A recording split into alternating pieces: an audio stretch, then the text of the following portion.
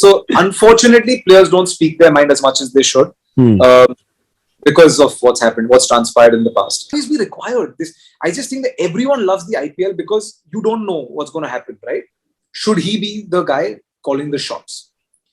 There's already in T20 not enough time and too much happening. I genuinely believe that, like other sports, the coach should be the one running the show. Couch Pundits Cricket Podcast. For the fans, by the fans. Hey guys, welcome to Couch Pundits Sports presents Cricket Conversations. This episode, we have a very interesting guest with us. His name is Shyantanu Chokhani, and he works as a recruitment strategist for the IPL team Delhi Capitals. We had a lot of fun chatting with him about player management, auction strategies, and a lot more things related to IPL. We hope you enjoy watching or listening to this episode. And the usual like, share, subscribe, and what. Thank you so much for joining us, Shantanu. It's going to be a great conversation. I'm very excited. As an ardent Delhi fan of recent times. Delhi Capitals. Since They became Delhi Capitals. Since they became Delhi Capitals. Same here. Out of all of us, one of us is contractually obliged to be a Delhi Capitals fan. I don't know what you're talking about.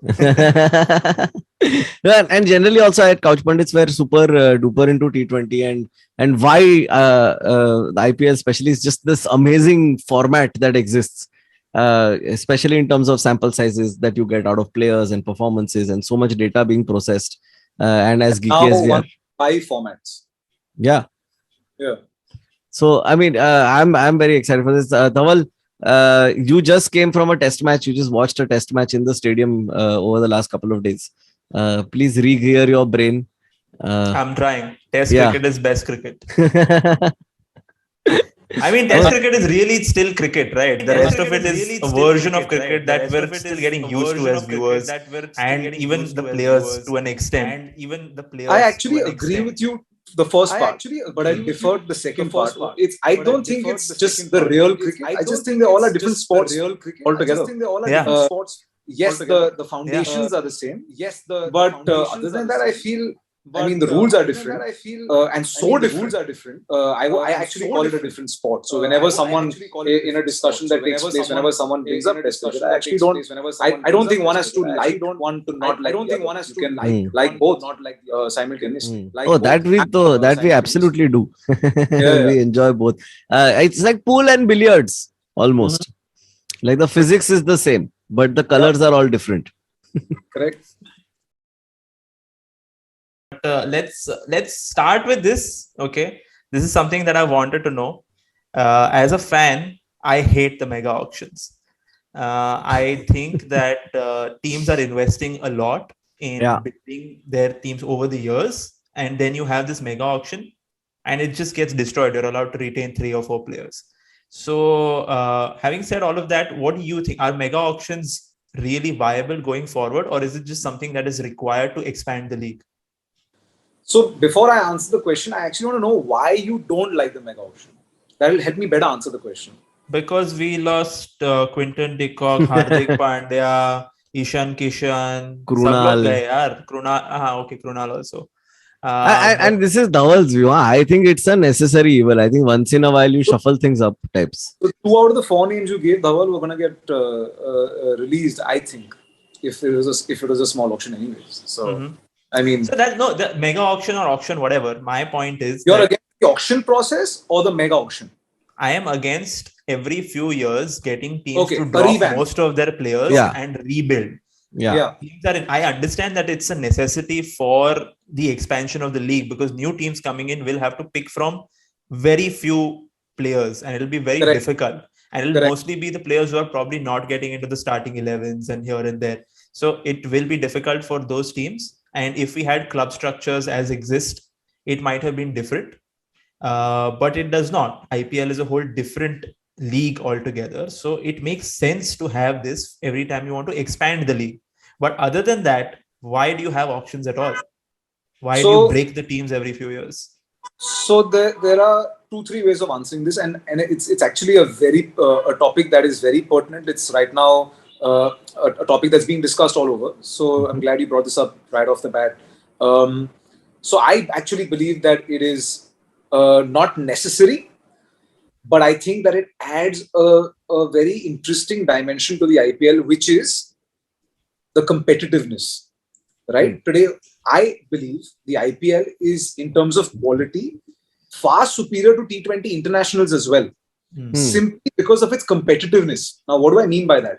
I believe that any team, any of the 10 teams now, 8 teams back then, can beat any team on the day.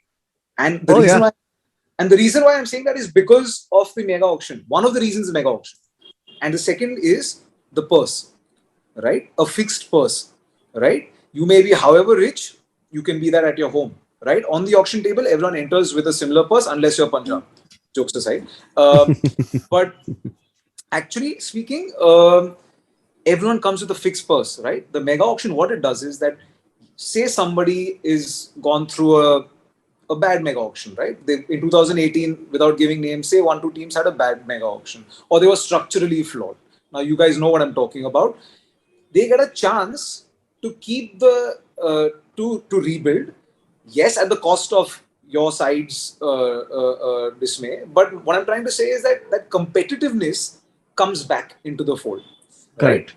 Even though the weaker teams, yes, there was your counter will be, oh, you're talking about competitiveness, but 9 out of 14 leagues have been won by 2 teams, or the same guys make it to the semi-finals every year. But a lot of the teams which have not made it to the top 4 or not won it as much have spoiled the party many a time.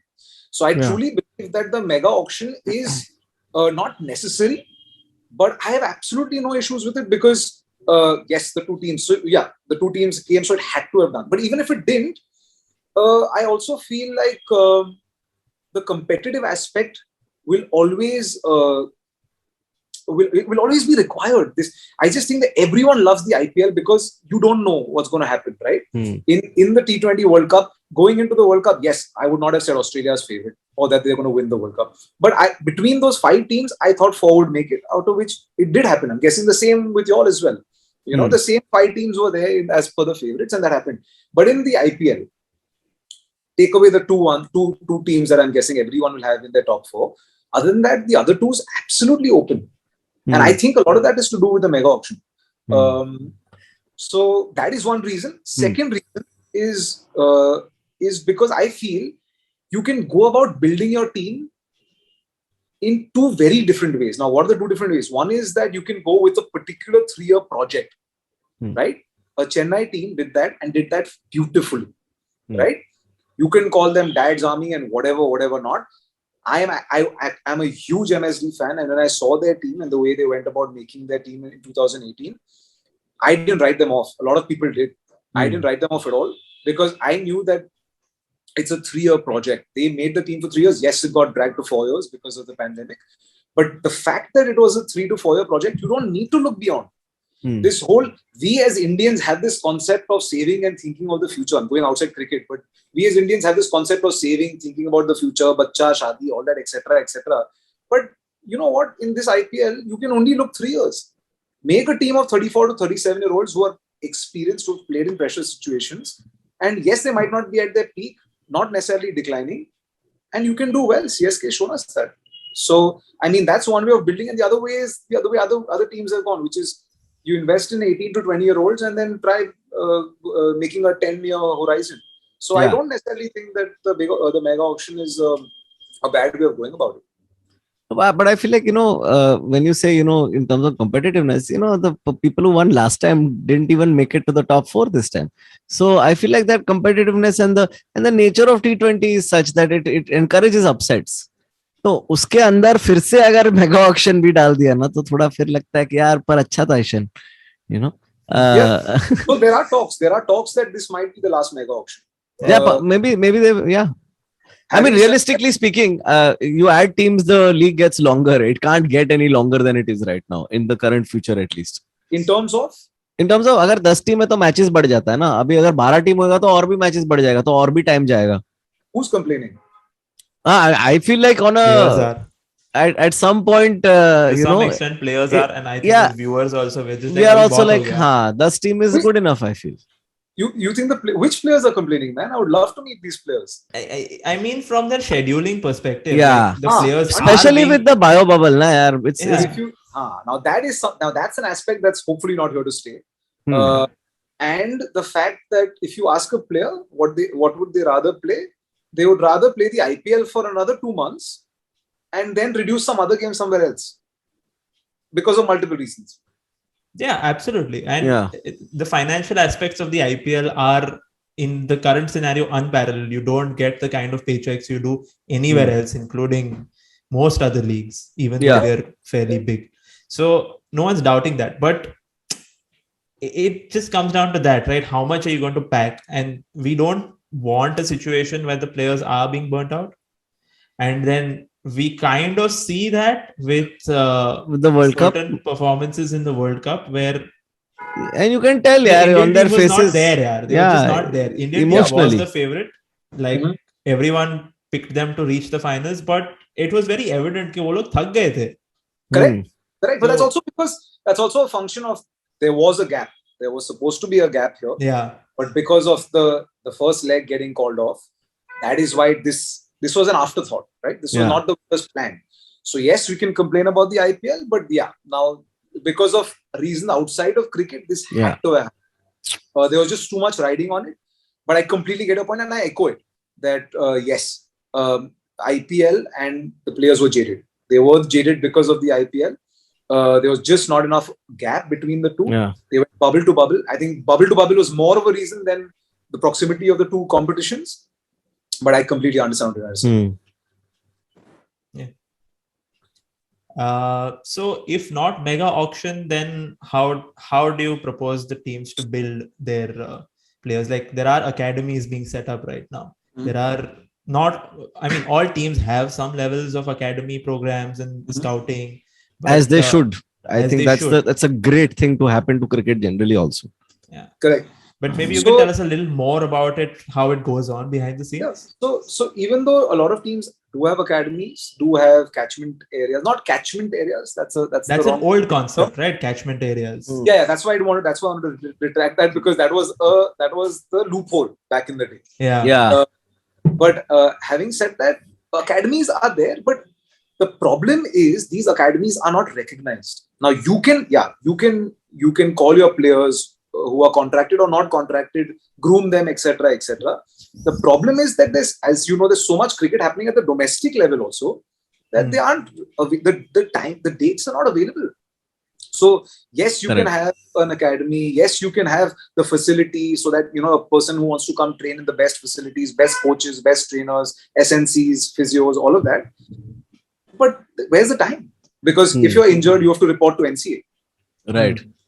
If you are looking to improve your form, you got to play all the domestic leagues, because if you're not playing the domestic leagues, you won't be considered for the national team.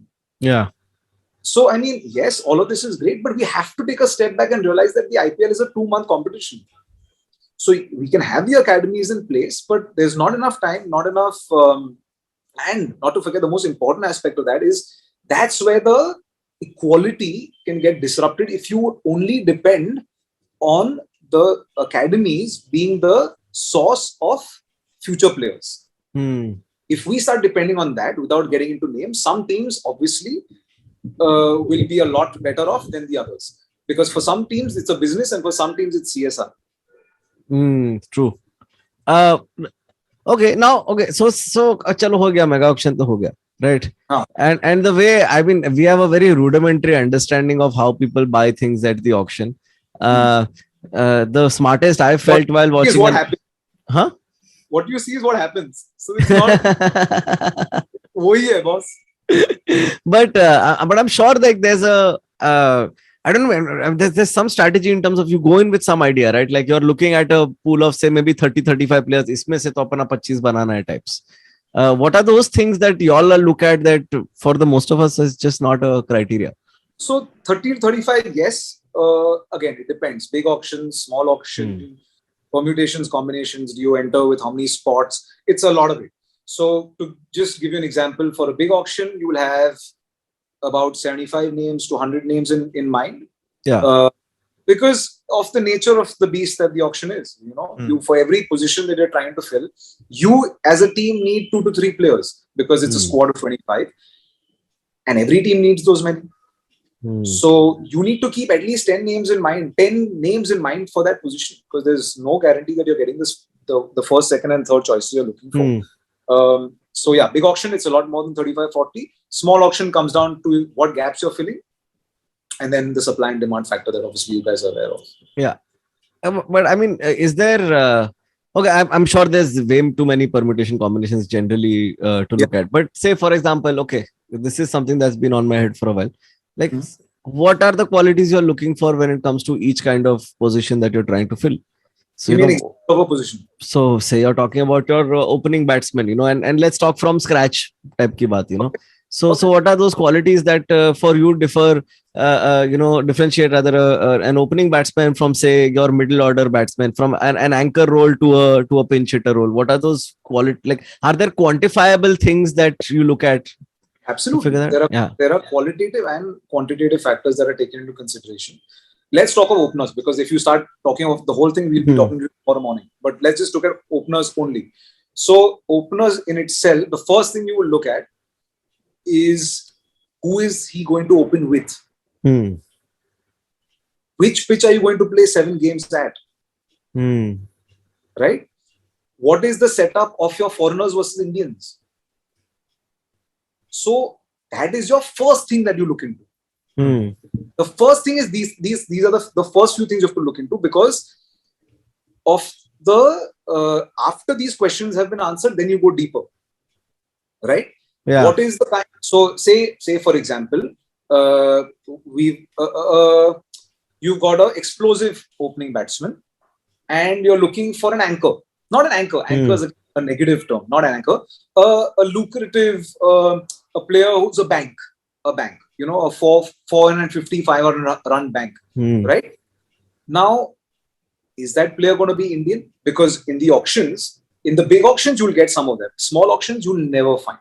You'll never find a 450 Indian bank as a bank, because they're all taken, right? Not only the ones who are existing banks, even the future banks are always taken, because you look at them as long-term projects. In that case, then you have to look abroad. Yeah. You have to see, if I take this guy, how does that impact the balance of my side? Right. Can I make that compromise? Because the easiest position to bat in is opening. You've got the power play, new ball, time to settle in, even though it's again negatively looked at, but time to settle in. So to make a non-opener into an opener is very easy. Right. To answer your question was, how do you that opener versus finisher? Opening को finisher में डालो, disaster. Right. Because the guy is playing round the year. Now this is now I'm going to drift a little bit, but it's a very important topic. Why is India struggling with finishers today? It's because we have 38 domestic teams, right? The best batsmen of their respective teams bat at the top of the order. So for 8 to 9 months of the year, if you're going to be playing at the top of the order, you suddenly plug that guy into play 5-6. It's not possible, right? It's not possible. It's a skill. It's a specific skill set that is required, that needs to be done round the year. Yeah, where is Dinesh Karthik when you need him? I was just going to say that. Isn't Dinesh Karthik the bestest of the best closer ever? What a guy. I don't know. I'm sure you've seen more numbers. सब लोग को top 4 में ही खेलना है. No. Everyone just like all these batters that you're seeing come up in the last 2 or 3 years. All of them are top order bats. Yeah. There are very few middle order bats, which is why. Go ahead. Yeah, which is why players like DK, they're very good finishers, and it's a very difficult role to play at coming in at number 6 and being able to finish the game, getting that 20 or 7 balls. Or 30 of 12 balls or something like that. And he's playing that position for Tamil Nadu as well. Yeah. So he's doing it like through the year. For Tamil Nadu and then coming in and playing at 5 and 6. Now, see the problem. I'm not going to. Which is why commentary is still his part-time gig. Yeah, and he's good at it though. He's good at it. He's very good at it. So I'm not going to get into any specifics as to why he's not getting picked. But I'll tell you what happens. Unfortunately, sometimes negative events can blacklist a player. I'm not talking about DK in particular. In general, sometimes negative events, like say for example, a World Cup exit, things like age. Now, age again negatively perceived. Beyond an age, you invest in the future, keep investing in the future, keep losing the present. That is something that happens. So, a lot of reasons why some players who are consistently doing well at the domestic level and in the IPL at a particular position get overlooked. Now, look at a Venkatesh Iyer, excelled for 6 games for KKR, was slotted in at 6. Now, unless he does that round the year, even for NP, when he plays domestically, he's doing the batting. Difficult, man. It's the difficult position to bat in. It doesn't matter who you are. It's going to be tough. Let's move to some of the retentions this year. And there were a few surprises for Akash and me. Several. Some of them were, between Kishan and Sky, Mumbai chose to retain Sky. Now, for me, that did not make a lot of sense because of some of the factors that you said, like age. Sky is a right-handed bat. Kishan is a left-handed bat. And for a team that's... and he keeps. Yeah, and it's a righty-lefty obsessed team anyway. You know? So why all of a sudden types? So among some of the surprises were obviously Rashid Khan and KL Rahul. So where are we at a time which is one of those moments where players have as much power as franchises have had all these years? Or is it the first time that players actually have some say in whether they want to stay with a team or not? So I'll answer your second question first. They've always had as much say as they have right now. It's just that now agents have gotten smarter, their managers have gotten smarter, players have gotten smarter, right? That is one. Second thing is, now I'm not going to get into why Surya over Ishan Kishan or not Hardik Pandya, because that's not my place to say. But what I can tell you is that what you are discussing are only cricketing factors. A lot of the times, the reasons for why A player gets picked over B, it's not cricketing factors. There are lots of other reasons. Again, I'll tell you a couple of instances, not of a specific player, but of what's happened in the past, right? Now, a player seems obvious to be picked, right? A couple of names that you mentioned, they seem like, listen, this guy is a sure shot. When we all play our super selector fantasy, we discuss, and then the top pick here, those two are very much up there, right? A lot of the times, again, because of the process that is being followed, a lot of the times it's not cricketing reasons. Now, when I say that, it is that a lot of the times people get into each other's ears, right? People get into each other's ears much before they can, much before they should. And that influences the player's mind. In some cases, it is a situation of not handling the player well enough, not handling the ego of the player, or being generous enough in giving the 1-2 crores extra.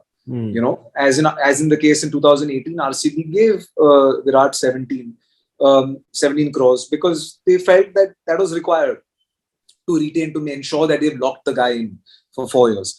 So, to answer your question, it is not only cricketing reasons, right? Even Delhi Capitals, Sunrisers Hyderabad, Punjab Kings, all the teams that you mentioned, Mumbai Indians, all these teams have had a very tough time. This is a very stressful period for all teams and for us to go about this process, because again, we come in with certain aspirations, certain assumptions that ye to hona hi hai, ye to nahi jayega, ye to matlab haan bhari dega. Not that we as at Delhi Capitals experience that, but it's a lot of times the negotiation, and to be fair, it should always be a negotiation, because you can't lock down a player against his will. So I understand what you're saying, that why not, why this guy over this guy, but at the same time, I also know for a fact that it's not only cricketing reasons, unfortunately. Once again, cricket and comedy mirror each other. It happens all the time.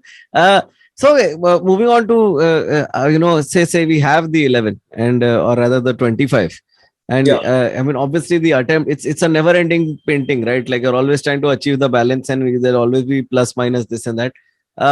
But going into a tournament, I mean, because you shed a little bit light on it, it's kahan 7 game khelne ka hai, kahan ye, kahan wo hai. But what are those things that you're looking at in terms of in terms of tournament? Because every time a player gives any kind of interview nowadays, they say stick to plan and everything will be okay. But we don't know the plan. So process. Control the controllables. Yeah, control the controllables. Process is the buzzword in the current generation. क्या है ये और क्या है ये process और क्यों है ये प्रोसेस और क्या तुम लोग ऐसा टूर्नामेंट के पहले बोल देते हो सबको कि ऐसे डालने का है और like what's happening? So I think what's happened again is that because a lot of players have got in trouble for being candid, which is not necessarily a good thing or a bad thing. I'm not one to debate about that. It's a horrible thing. Yeah, I'd agree. Yeah. Yeah. So unfortunately, players don't speak their mind as much as they should because of what's happened, what's transpired in the past. And this is limited to India. Yes. And to some extent other countries, more Asia. Let's put but I think generally also, I mean, I want to listen to a spinner tell me how he did it. I don't want to listen to him say, I followed the process. That's not political or controversial. Just tell me na कि पहले आगे डाला फिर पीछे डाला मजा आया. So that's enough for me. अब आकाश वो on air बोल देगा तो फिर अगले बार सबको some secrets have to be kept. Some secrets have to be kept in the closet.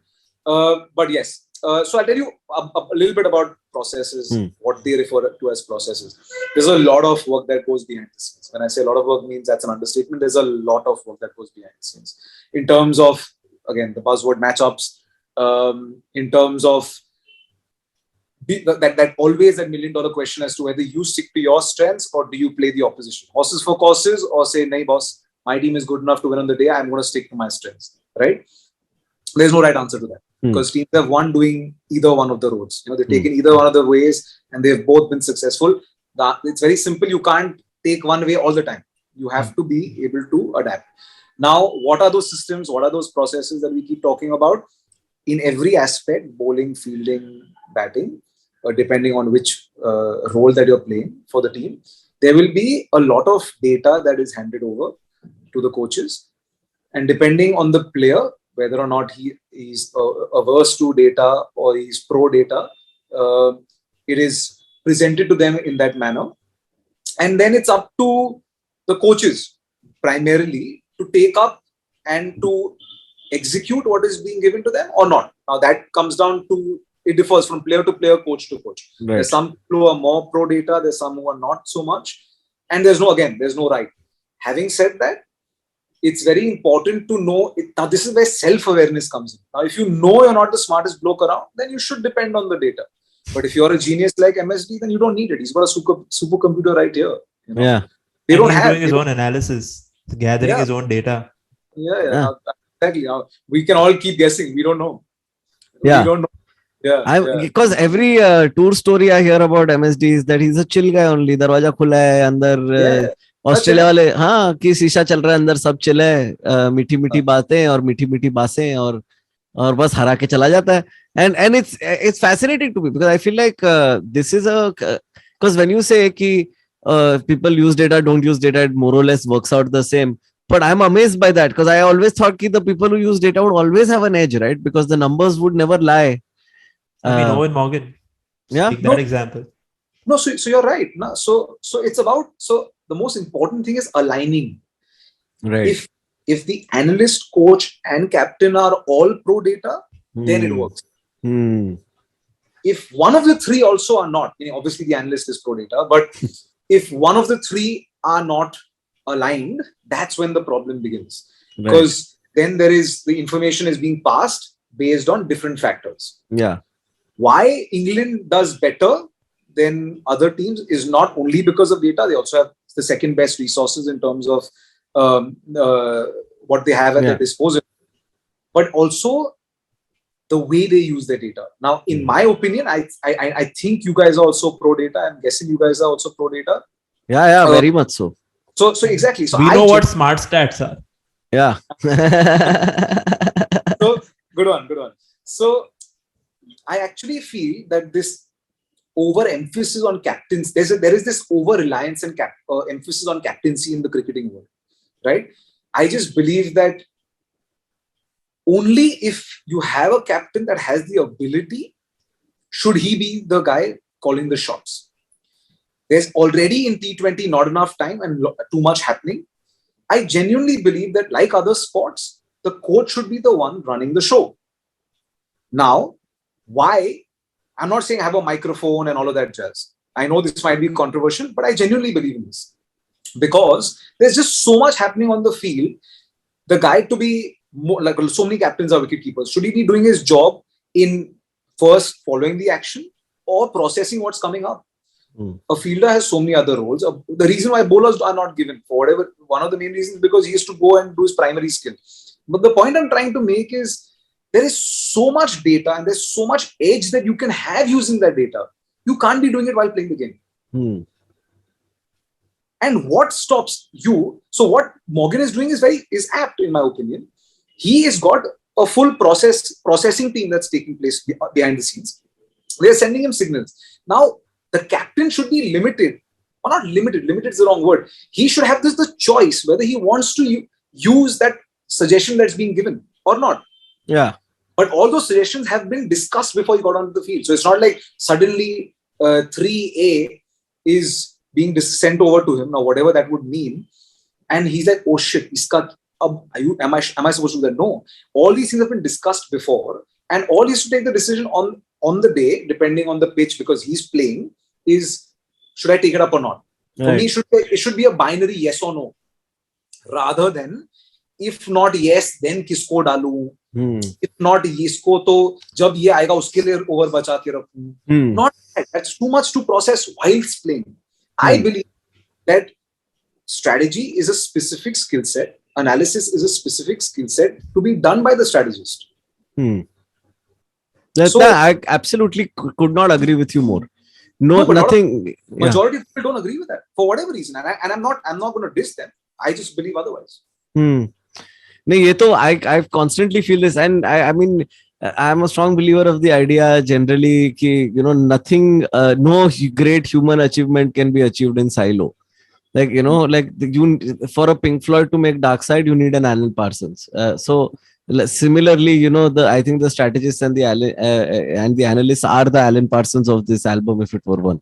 So, but I mean, it's just surprising to me that I think maybe it's a generational thing as well, right? I think the younger players will automatically more and more as time goes become more inclined towards the data, because at some point it will take the edge over people who refuse to accept it. I mean, CSK being a great example. So I tell you why. Yes, it's a generational thing, but also a success thing. Now, in India, we have got success the MSD way, the instincts way. Right? It's not instincts. People keep saying instincts. It's not instincts. It's actual analysis and strategy taking place up here. It's not gut feeling. It's not instincts. It's not tukka. Yeah. There is stuff going up here. Now, if everyone does not have the capability up here, which is normal, you're a sportsman. You're not supposed to have a great IQ. If you had a great IQ, you would be doing IIT, IIM. So let the other guys do that. And to answer your generational point, I think England will adopt it more because they've seen success doing that.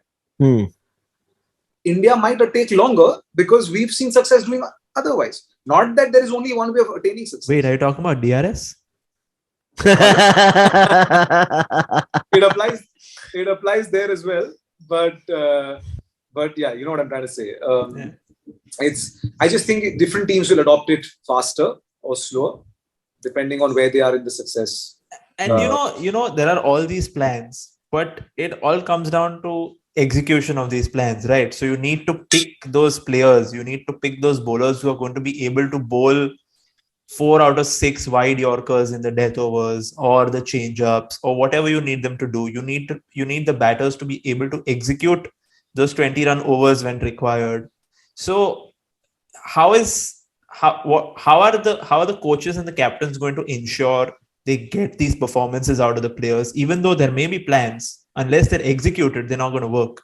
You can't ensure. You can't ensure that. You can't ensure. It's a sport. They're machines, right? Players aren't machines. You cannot ensure. All you can do is recruit depending on the particular role in mind. Give the right role depending on the resources you've got. So don't ask a player who's going to give you 450, 500 run bank at a 125 strike rate to suddenly go play at 6 and ask him to, give you a 175 strike rate. You are wrong. The person who's asking that is wrong. So to answer your question, how do you ensure? All you can do is increase the percentages. It's all about playing the percentages. And how do you increase the percentages of being successful? Is put the right guy in the right place. Now, this might sound obvious, but if we get into it, you'll be surprised how many teams have got that wrong. I agree with this wholeheartedly. And this is why I keep telling Dhaval, ki IPL, no, it is a 25% team. It's not a 11% team. So that टक्को of इसको निकालो, इसको डालो, इसके against, इसको लेके आओ, इसके against, वो करके वो तो करना ही चाहिए. I mean, I think the mentality of everybody in the team also has to evolve to fit that squad mentality at some point and be like, I have a. Go ahead. Sorry. No, you say you complete. So I just feel like then they feel safe to become super specialized. Currently, there is specialization, but I don't think there's super specialization to that extent, which we can allow if we have a squad mentality as opposed to a 11-man team mentality. So what Akash has always been discussing, at least as far as it comes to T20 cricket, is I will not let it go. I will not let it go. I can sense that there's a differing view here. Yeah. There is a differing view, and you might be able to answer this. So there is man management. Of course, you need to ensure that your players have their mental health taken care of, not from every other aspect, but only as far as team selection and those pressures are concerned. Because everyone wants to play in the 11, right? Everyone wants to secure the spot. What Akash seems to think is, you drop players if they are not doing the role that you want them to do. Even if it's after one game. Generally, it has to be one game. See, law of averages is also there. Yeah, the norm is you back your players, you pick them because you expect them to be able to perform the way you want them to, and you back them till they do. And there is some limit to it, right? According to Akash, that limit has to be much shorter when it comes to T20 cricket. Especially IPL. IPL. So do successful teams win a lot more because they don't make changes, or do they not make changes because they win a lot more? I think it's the former. I don't think it's either. No? There is no right answer to that. It's a bit of both. When you're winning, you don't need to make changes. Yeah. When you're losing is when you feel there's a need. Again, now having 25 people in the dugout is when you feel like, yaar, ye bhi to hai, ye kar sakta hai. Now again, I'm going to draw an analogy here. A New Zealand team does so well because itne hi resources hai, boss. Isi mein khelna hai. जो खेलना है खेल लो, ये 16-18 लोग हैं. That's true. As opposed to we having 30 to 36, it's a good problem to have. Yeah. But it is yet a problem. Right? Obviously, every team would rather have 30-36 options to choose from. But if you know you have the 16-18 to choose from, that makes the job easier. It makes the player more secure. Makes the environment a lot lighter. Nobody's always looking behind his back to see, is that guy going to take my place? But having said that, I do not believe that one way or the other, which is, do you make more changes and be successful, or do you back them? What I do believe in it is, when you are in the process of squad building or recruitment, you give a particular player a role. If the guy is unable to fulfill that role because of ability, then you question the person who's given that role. If the person is not, the intent is not there behind, then you blame the player. Now, I'll give you an example. I didn't say this. The KKR management did it. They said this, that we want to play an aggressive brand of cricket. Unfortunately, the players are not being able to execute the philosophy that we want to be doing after the first leg. If you remember, Brendan McCullum said that, right? You came to the second leg and you saw a completely new KKR, right? Now, that it was not a problem of squad building. It was not a problem of role clarity. It was a problem of the player executing the role that's been given. So to answer your point is, first give the right role to the right person which you believe in as in the recruitment process or the coaching process. Then step 2 comes, is the player playing with the right intent? Now, intent does not necessarily mean more intent, less. It can mean less intent also. If his role is to be a 500-run bank, I don't expect him to make it at 150 strike rate. If he does it at 150 strike rate, God bless you. But if he does it at 125 strike rate, I can't blame him. Yeah. I can't look at a particular player and say, "Ye to bare bahut dheere khelta hai yaar. 125 strike rate only." But you don't know the role he's been given. That might be his role in his team. He might have been given that particular role. So then he's only fulfilling the mandate here. So to answer your previous the question, I don't think there's one particular way of going about it. If you feel a player is not fulfilling the role because of the intent that he's supposed to show, then I would change immediately. But if he's showing the intent and you backed him on day 1, he's not become a bad player in game 4. True. Unless there's a really compelling case, I will not make the change. Is that the reason Sanju Samson is still being considered in the India squad? And this is my personal opinion about Sanju Samson, is that he clearly has the ability. He has, from the way I see it, he's been given this particular role to go out and hit every time he plays. And unfortunately, he gets out. But when he comes to the IPL, he's just whacking them out of the park. But that's obviously not a question that I want you to answer. In the IPL, he gets 14 games. Yeah. He's not going to get dropped there. He's not going to get dropped there. Also because he's the captain. अब तो कोई chance नहीं है भाई. Captain तो अभी बना है ना. उसके पहले भी now because scarcity of resources, he's not getting dropped. That security helps. Yeah. Exactly. And probably that role that's given to you, play freely. Yeah. We'll put anchors or banks around you, and we'll get the best out of you in the process. So you've told me before that your particular role ends once the IPL starts. But so when the teams are out there on the field, do the analysts and the coaches have some sort of a playbook like they have in, say, the NFL? Is there a playbook for each team? There are matchups. So are there like, usko idhar ball dalo, aisa heat map bana ke rakha hai aur usko aise dikha rahe ho tum photo? Right. So I'll answer the first question first, which is my role doesn't end. It's more of an active passive role. My role is of recruitment. I don't go in the dugout, right? So during the season, I'm somewhat like an internal auditor in the commercial corporate world, right? That's my role during the season. There are analysts who are in the dugout, who are then creating again, to answer your second part of the question, there are set plays, not in those technical words, but there is a playbook. There is a plan. There is a process which is to be executed. Sometimes if the game goes in a broader sense in the direction of what was planned, then the playbook can be executed. But as we know, cricket doesn't always go according to that plan, and then you have to alter. So the plan A, B, C, D, of course. So there are plans for everything. Plus, not to forget, the IPL gives you the opportunity of these strategic timeouts. So you don't have to make a plan for 20 overs. You can make a 6-over plan, 8-over plan, which is actually a very good addition that did take place in the IPL, because it further increases the possibility of being able to communicate from the outside. Not that it stops you from doing it during the game, from what we've seen with Morgan and team.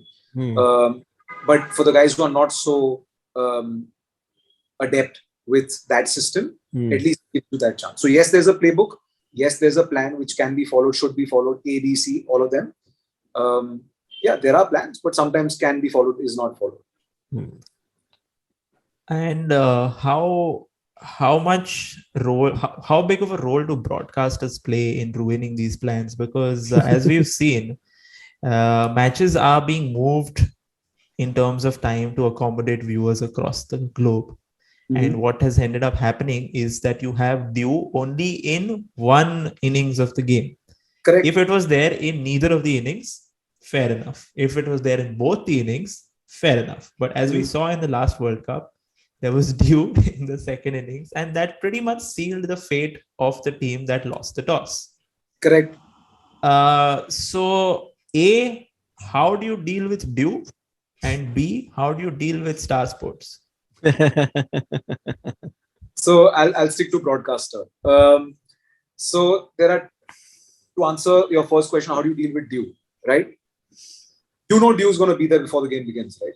You know by the quarterfinals and by the semi-finals and finals that dew is going to play a big role in the game. The toss is going to play a big role in the game. So you got to play accordingly. I'll tell you, I cannot give you instances, but you guys will know what I'm talking about. If you know you've lost the toss, you're batting first, you got to play with more intent here. The 160 is not the pass score. If for example, the analyst comes and says the average score at Sharjah, no, let's not say Sharjah, Dubai International Stadium is 160, for example. When you factor in the dew and you say, no, this means I need to score 20 more runs, then you play accordingly. But I've not seen teams do that. If you see, if teams set themselves a 180 target when 160 is par, keeping in mind the 20 runs for the dew, then you play accordingly. And I don't think, yes, it doesn't make it easier because you yet have to make those 20 runs more. But then you at least aim for that. And then you make it a level playing field. But having said that, that doesn't change the fact that 160 becomes too easy batting second. You can't control the dew. What you can do is control the way you play to counter that. That is in terms of the cricketing aspect. Now coming to your second part of the question, which is the broadcasting. Now there is no right answer here again. Now, what is more important? Are the viewers more important, which then brings the money in turn, or is the sport in turn most important, which will then bring the viewers? Unfortunately, so all of this that we're discussing, the end goal is to get the most viewers in. You and I being the fanatics, if I can call ourselves that, the fanatics will care more about the cricketing aspect because it doesn't matter if it's at 2 o'clock in the morning, we'll watch it. Yeah. But the money doesn't come from you and me. It comes from the mass. Which is why they go for the second thing, which is let's go for the viewer by making it the ease of access for the viewer. Because of ease of access, you get more eyeballs, more money. More money means more money for the players, more for the coaches, more for the stakeholders, more for the owners. Everyone is happy. What is more important then? At the end of the day, it's a business. Yeah. Consumer is king, and unfortunately, that's why the broadcaster wins. Yeah. Whether it's good for the game or not is, of course, we know the answer to that. I hope I've answered that question. Yeah, it just makes me kind of sad. But speaking of sadness, bubble fatigue is very real. We are seeing the effects. Is that a factor that you're bringing in when picking people now? Is that something कि किसका दिमाग ज्यादा strong है ये मामले में? That's how do you quantify that? That's too subjective. You will say X player is mentally strong. I will say Y player is mentally strong. How do you justify that and prove that? But then what is the solution here? I mean, apart from hoping that the bubble world goes away. The only way of looking at that is that it's a level playing field. All 10 teams have the same bubble. All 10 teams will, to answer your question, what I would say is that it's a level playing field. It's not like X team has a lighter bubble than Y team, or the fact that only X team has mentally strong players. No, in the 25 there will be some players who are mentally stronger than the rest. Yeah. What you can do is make sure that there's a good camaraderie, a good culture in the team, that you don't have the effects of the bubble is not as bad, and have as many family members, as many friends. You develop that.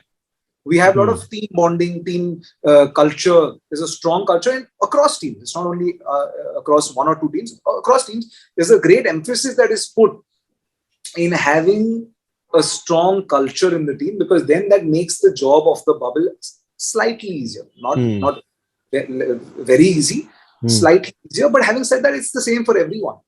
It is hard. But again, if you ask a player this, he will complain about it now because it's been in 20 months. But if you give him a choice of bubble versus no bubble, he will jump at the bubble. True. Yeah. But okay, so I think that's. Did we have anything else, Dhaval, that we wanted to? I think that covers it. Other than this, I just wanted to know which of the foreign players have the biggest tantrums and the weirdest requests. I'm not going to answer that question. Yeah. All right then. It's been great having you. I'll answer that question. I don't go in the bubble. I don't know. Well done. Well played, sir. Well played. Well left. All right, Test cricket, that is the flavor of the day. So no, very well done, very well done. Thank you, thank you so much for coming on and giving us so much of your time, man. It has been an absolute pleasure. Likewise, man. I had a great time. It's always good to have fellow fanatics and talk cricket. We can talk for the next 4 or 5 hours, and you'll be like, "Listen, keep going, man." That's the plan. Recording band karke. Now whether the viewer wants to hear us for 4 or 5 years is a different thing altogether. But yeah, we will keep going. No. If we give them enough off-record conversations, you will be surprised as how much they want to hear us. Yeah, but we will save it and we will have them ourselves instead. Sorry, guys. Thanks for being here. Okay. Thanks a lot, man. It was great. Okay. Thank you, guys.